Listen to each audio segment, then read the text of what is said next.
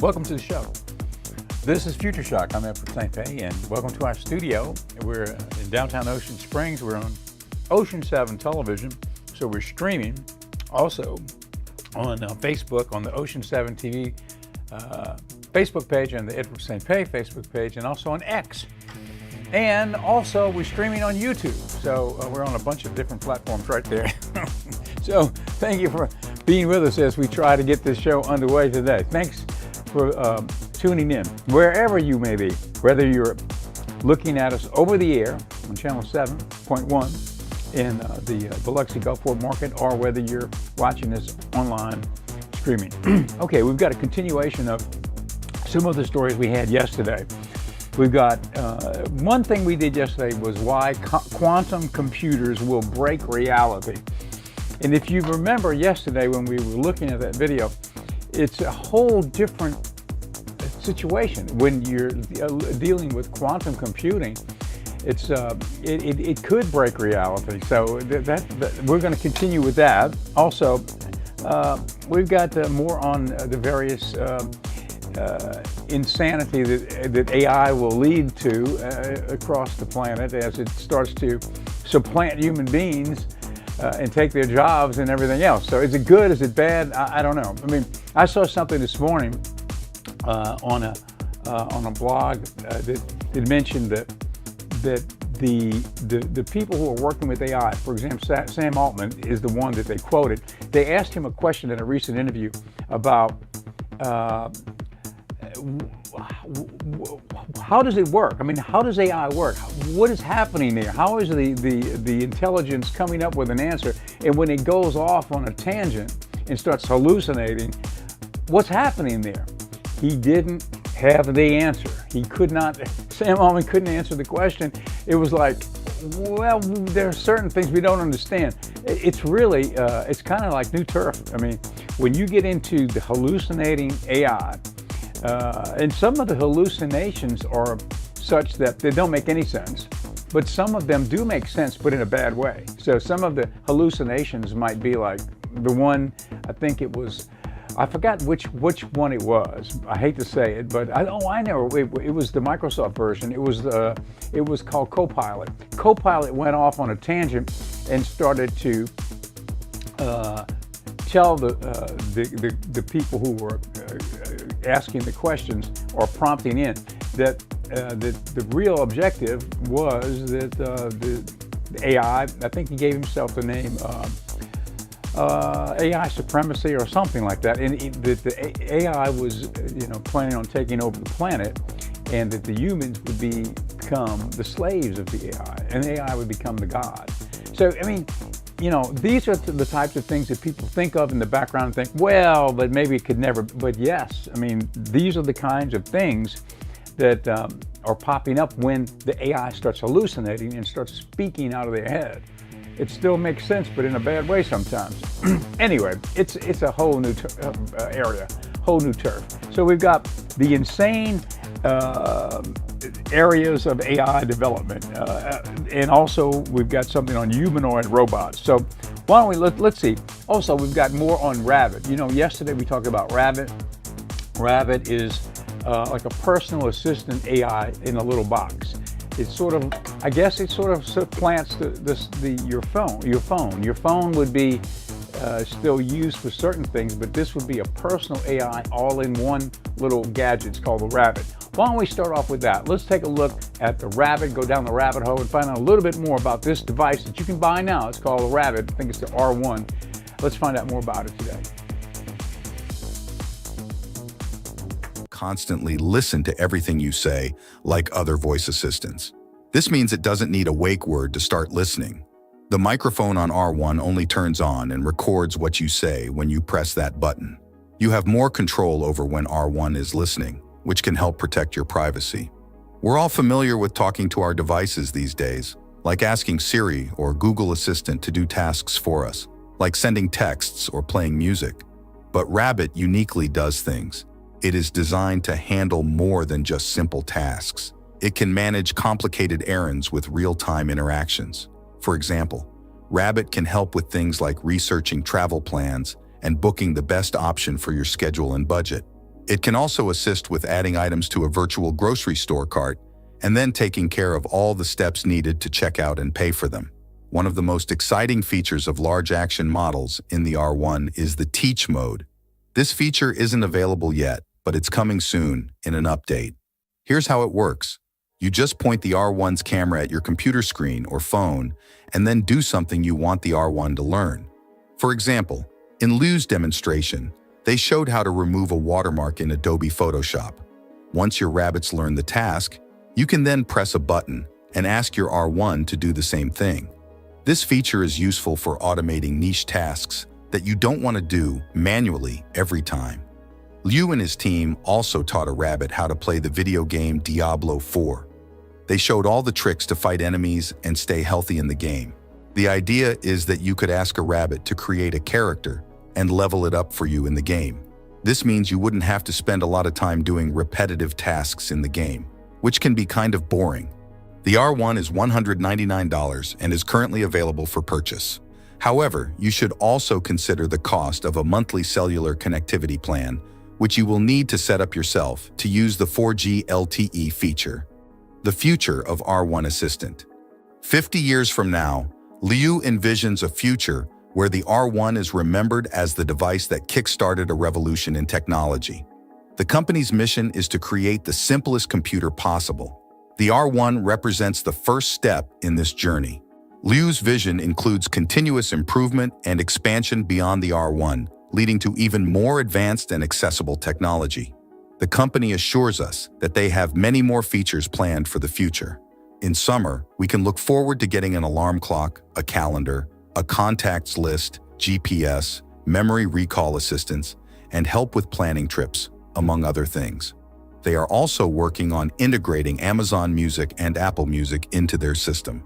Later on, they plan to include even more services from other companies like Airbnb, Lyft, and OpenTable.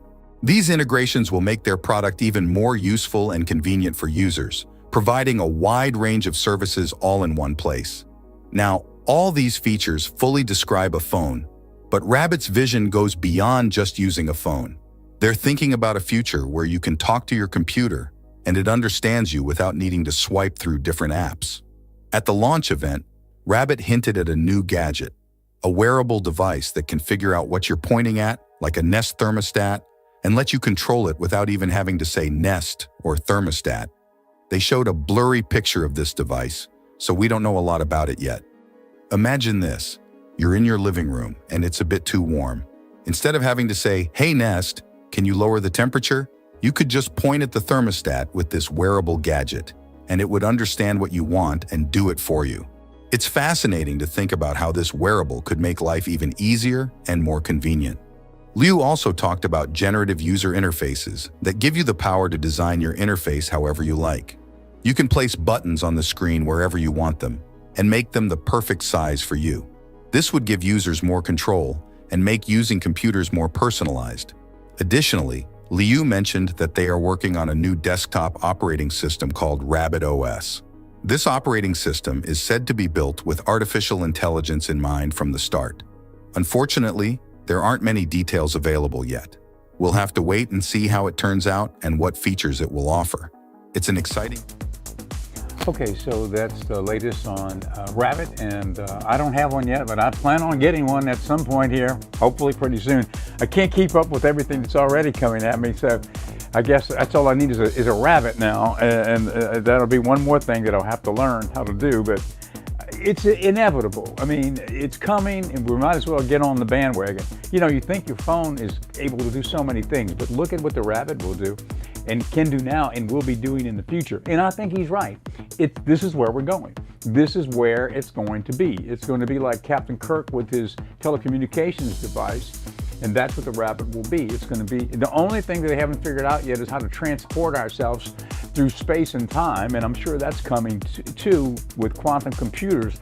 That they will be able to figure out how to do that, I'm sure, before very long, where we'll be able to just teleport ourselves until the next dimension and then back again, you know. So that'll be, maybe we'll do a show on that soon, on the possibilities of quantum computing allowing us to transport ourselves through time and space. Okay, Well, we've got a couple of other videos here.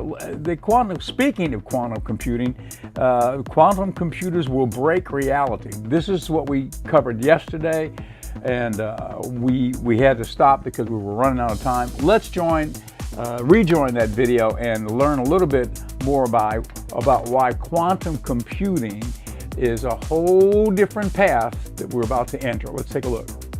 Now, the trick here is that the moment you open the box and check on the well-being of the cat, that superposition collapses back into a binary. The cat will either be dead or alive. And the same applies to qubits. They eventually have to pick a side and resolve as either a 1 or a 0. But that time spent in a superposition allows the quantum computer to explore a vast network of potential combinations before arriving at a final answer. This superposition is where the quantum computer gets its power. When you start adding up all of the potential values from the superpositions of multiple qubits working together, then you start to get some pretty staggering numbers. Remember when we said that 2 qubits were able to store 4 possible values, making them equivalent to 4 standard bits?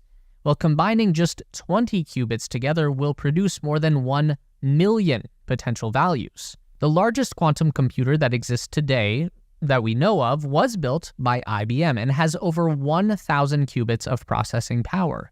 In 1 decade from now, IBM expects that will increase to 100,000 qubits.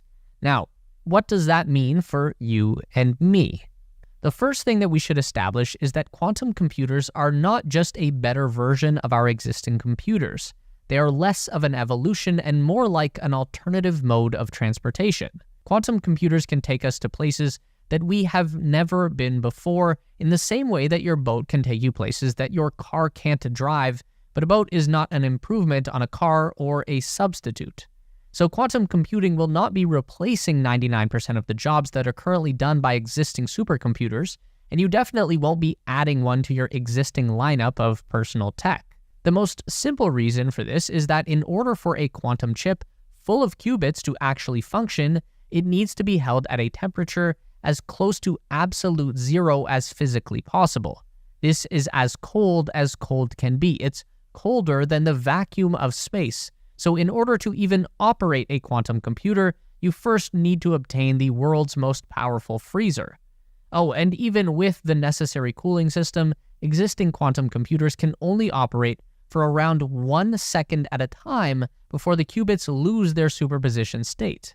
The second problem is a bit more difficult to wrap your head around, but in simple terms, quantum computers are actually able to make mistakes, and they do it fairly often.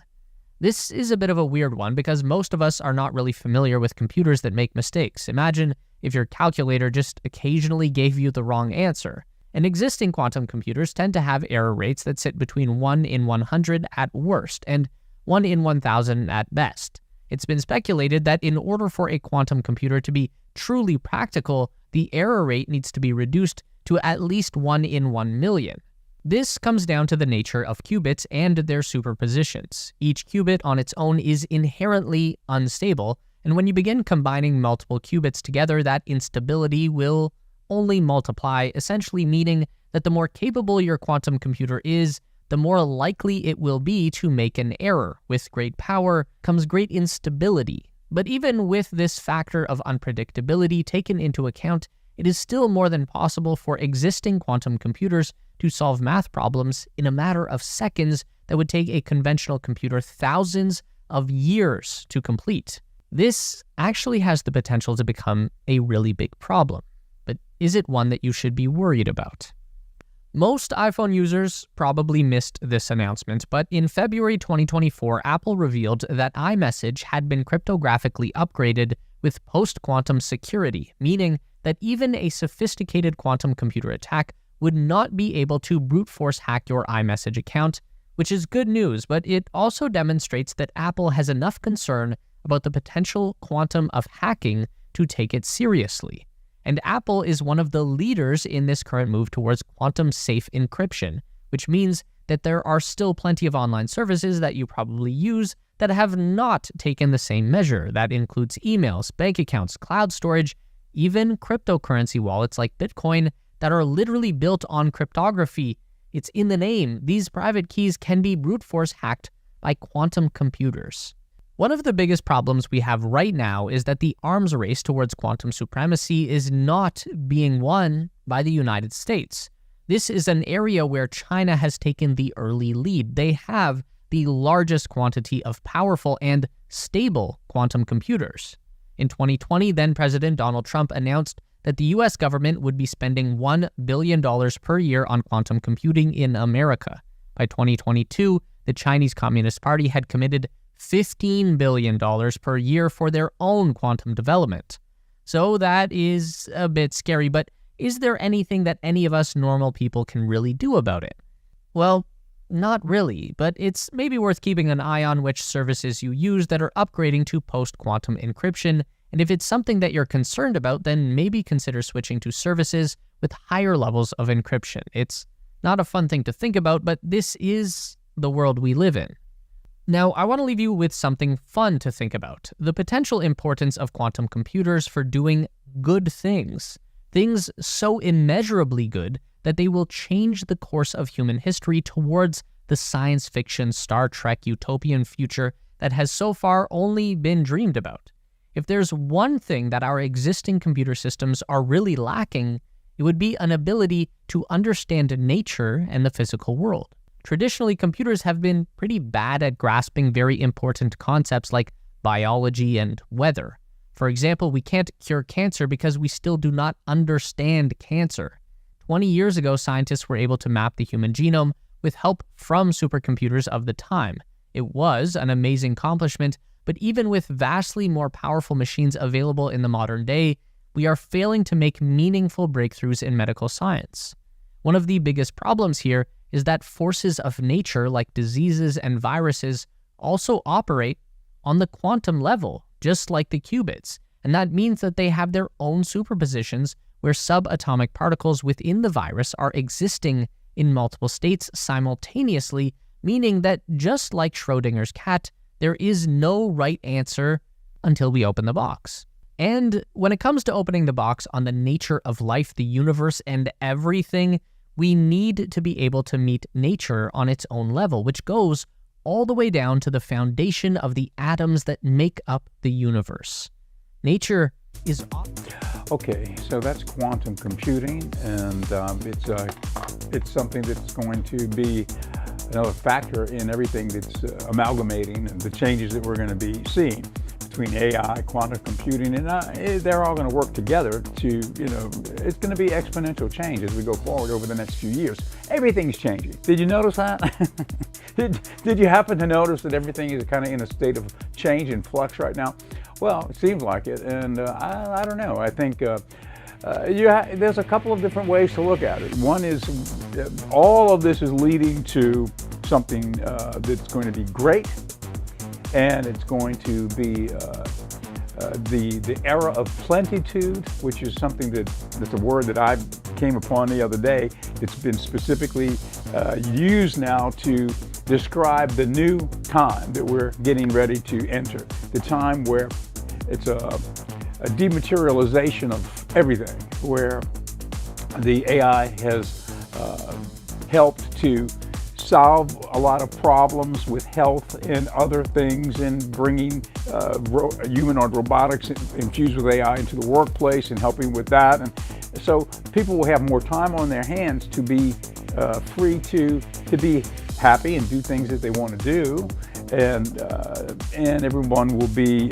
able to have a nice life, because of the benefits that AI will bring to civilization. Now that's the positive side. The negative side, some people look at the other side of it and say, well, yes, but what if we can't control the AI and it becomes so smart, exponentially growing in intelligence that it gets to a point, what if it goes wrong and it becomes the master of humanity, and now we will be subservient to a master intelligence, the AI, and what if it goes bad and becomes a terrible force across the planet? It's sort of a terrible thing. So yeah, well, I guess that's possible too.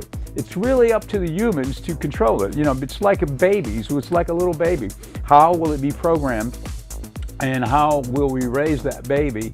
Will it become a good person, or will it become a bad person? It's really dependent on the parents, I think, and we're the parents. You know, even though it may become this particularly extraordinary intelligence that has the power to do so many great things, it's still our creation, you know, so we have to be aware that it's got to be pointed in the right direction, and there will be bad actors that will you know, not use it in the right way, and that's already happening, and it's going to happen, and it's going to be, I'm sure, a terrible situation in a lot of ways. But as a whole, it could be the greatest thing that's ever happened to humanity, to bring us into a place where it is a better planet, you know, and solve a lot of the problems that we have right now across the planet. That's what we have to hope for. Anyway, that brings us to the moment where we talk about the project that is the sponsor of this program. It's called Pendragon Apothecary. And Pendragon Apothecary is a forward-leaning wellness store. It's located in Ocean Springs, Mississippi, and it's online at pendragonapothecary.com. And we've got forward-leaning wellness products.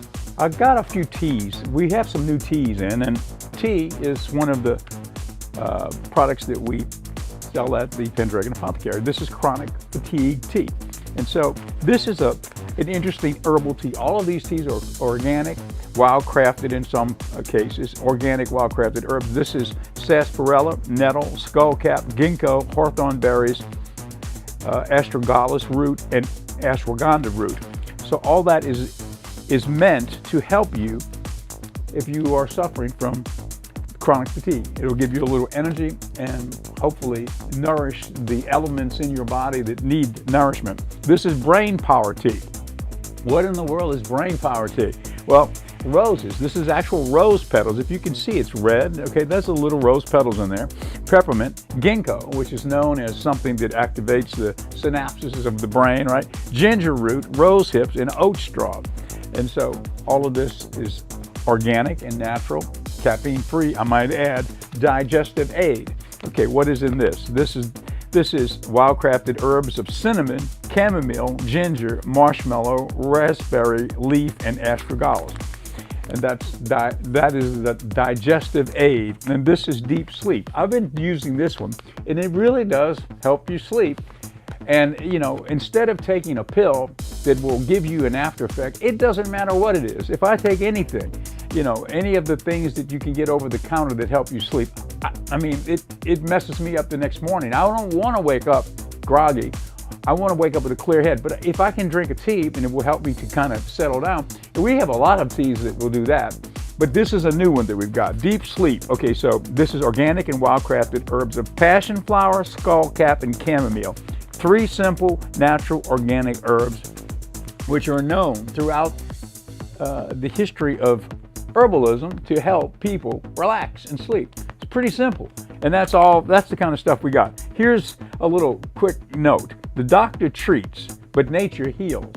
So what you want to do is you want to get down to the root issue, and you don't want to cover up a symptom.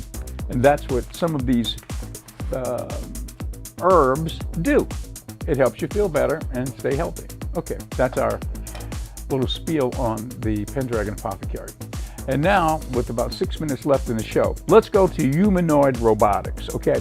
The insane race for humanoid robotic supremacy is on. And it's not just in the US. Tesla's doing it, Boston Dynamics is doing it, but in China and in other parts of the world, there's a big push for humanoid robotics. What's going to happen when they infuse AI, superior intelligence, into a humanoid robotic that can do everything a human can do? Well, let's find out. Robots, which I'll show you afterwards. But nevertheless, this is very impressive. And you can see here the human is moving the object somewhere else. So no, this is not a pre-programmed action. It uses its AI vision to detect the object and handle it appropriately. And again, you can see here the human is moving the object again. And through AI vision and object detection, it's able to handle this. 那 Walker， 你如何确保分拣结果的准确性和效率呢？在分拣过程中，通过百度智能云千帆大模型平台，调用文心一言进行子任务拆解和推理，配合视觉语言模型，保证异常检测精度，并实现泛化抓取，确保任务在干扰的情况下顺利实施。So you can see here it's asking how do you ensure the accuracy and efficiency, and it's saying that, well, it uses this ErnieBot LLM from Baidu in its brain to reason and understand instructions and break down those instructions into separate tasks to do them sequentially. So you can see from that demonstration, it's already a tad bit ahead of the Tesla Optimus. And then here you can see that Walker robots have already been deployed in industrial settings, such as NIO's electric vehicle production line, where it automates repetitive tasks. This is one of the few autonomous humanoid robots that are actually deployed in the real world already. Other companies like Tesla or the Figure One or Sanctuary, they've only released demo videos, but they have not been battle tested in the real world. So props to UBTech for creating a robot that's already being used in this EV factory. And besides industrial purposes, they also aim to eventually deploy Walker in home and office settings. So that's all we know about the Walker robot for now. Next up, we have Sanctuary AI, which is a Canadian robotics company. Their general purpose robot is called Phoenix, and like other autonomous robots, it can learn new tasks and do them without human supervision. So as you can see here, they claim that the Phoenix's hands have similar dexterity compared to humans, so it can handle different objects with precision. As you can see, it can pick up this super thin card just fine. And here you can see it making a turkey sandwich. Now, Phoenix is powered by Sanctuary's Carbon AI control system, which is just a fancy marketing name to be honest. Basically, this mimics functions such as memory, sight, sound, and touch to translate instructions into real-world actions. You can see it's quite slow at making this sandwich. It's really slow, actually. So let me fast forward this a bit. All right, it took the robot over a minute just to break the bread in half. And so this is not really an impressive demonstration, to be honest. It's just really slow. I'm just gonna fast forward a bit here. Looks like it has trouble picking up the cheese. Again, this is just not a very impressive demonstration compared to the other robots. And you can see the human needs to help it. And it's already taken 3 minutes trying to get this right. So I'm just going to speed this up a bit more because this is really slow. All right, you can see like parts of the video, it does require human supervision. So it's not perfect. And overall, it took almost 10 minutes making this sandwich. And for a lot of the steps, it requires human supervision. So this demo shows that it's quite inefficient, to be honest. Now, the Phoenix can be teleoperated. In other words, it can be controlled by a human wearing this VR headset. And so the human sees what the robot sees, and his actions are basically cloned to the robot in real time. And teleoperation is a very common way for humans to train robots. You see this in a lot of other robot companies. So for example, Tesla also uses teleoperation to train its Optimus robots. And here is their latest release of Phoenix version 7. And as you can see here, it's capable of doing things autonomously without human supervision. So here you can see that it's handling these small objects, it's sorting them into the appropriate trays, all autonomously. It's interesting to note that all the video demonstrations of the Phoenix mostly showcase it sorting objects on a table. We don't really see the lower half of its body. Now, they do claim that the Phoenix is bipedal, in other words, it has 2 legs, but we haven't seen any demonstration of this. So compared to other robot companies, it seems like the Phoenix could be behind in terms of walking and navigation. Sanctuary also mentioned that they have deployed Phoenix at a retail store and have reported that it can do many tasks there, such as packing inventory, cleaning, labeling, and folding. However, again, we haven't seen any demo videos of this, nor have there been other reports of Phoenix being deployed elsewhere. So this article seems more like a PR stunt to me, to be honest. Well, that's the latest on the humanoid robotics. A lot of countries are investing heavily in it. The U.S. is, of course, but it's coming from all ends, and it's going to be here pretty quickly as it makes quick progress. And whenever we reach AGI and the humanoid robotics are infused with that intelligence, it's going to be a pretty interesting situation. Somebody asked me the other day, well, it surely couldn't replace a plumber. Bring my audio down, Clarence, in my ear. How would the humanoid robot be able to do the plumbing? Surely you can't send him in and he can go in and find the plumbing. And so my answer to the person was, because I had already seen something on this, or I think I did anyway, or maybe I'm just imagining. I thought that I saw something. Maybe I'm just coming up with my own conclusion. But I think as we get into the era of humanoid robotics and infused with AI, when it comes to a practical level, like plumbing or whatever, I think as we go forward with this over time, the infrastructure that humanity is developing will be developed in a way, it'll be developed in a universal way, let's say a universal code that's adapted to what the AI understands. So everything it will be different, a different architecture or whatever, but there will be a universal system inherent within that will be the code that the AI and the robotics understands. So when you send the humanoid robot in to do the work, it just follows that universal code and it knows exactly what to do because the infrastructure is built for the robotics. Anyway, that's just a theory, but I think that's where we're going. That's it for the show today. Thank you for being with us, and I hope you enjoy the show. I mean, let's put it this way, we're learning together. We're all on the same path as we enter this new phase, and I'm right here with you because I want to learn everything I can so as to be able to infuse this technology in my life and the life of my family, and for it to help us all go forward in a better way. So, see you tomorrow on Future Shock.